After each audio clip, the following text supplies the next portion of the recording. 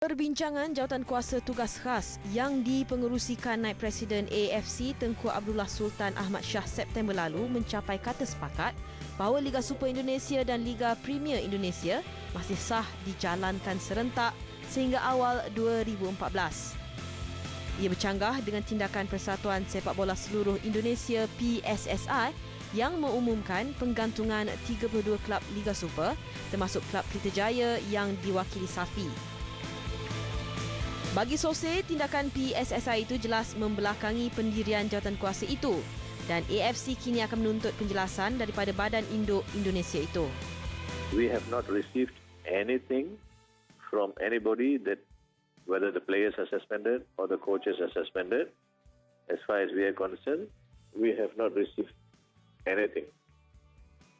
So therefore, let's wait. I have already asked for explanation from PSSI.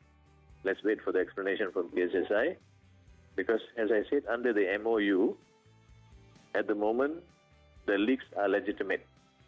Under the MOU, the leagues are legitimate. The leagues are legal. Nothing to be alarmed of any suspension. Right? This is AFC's stand.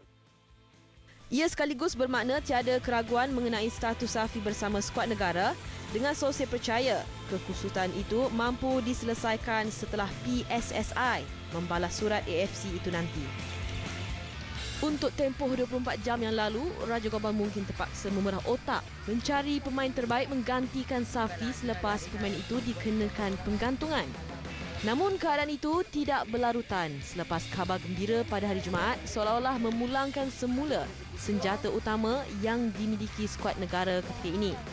Raja Gobang bagaimanapun menegaskan dia sudah menjangkakan isu ini tidak berlarutan begitu lama sehingga mengganggu persiapan Piala AFF hujung tahun ini. Ialah satu berita yang baik dan saya daripada awal tidak boleh katakan berapa boleh katakan tension ke apa. Saya tahu ini perkara ini boleh cepat diselesaikan dan ini adalah baik untuk pasukan kita dan juga untuk Safi Saleh kerana dia boleh beri fokus dan konsentrasi untuk pasukan kebangsaan.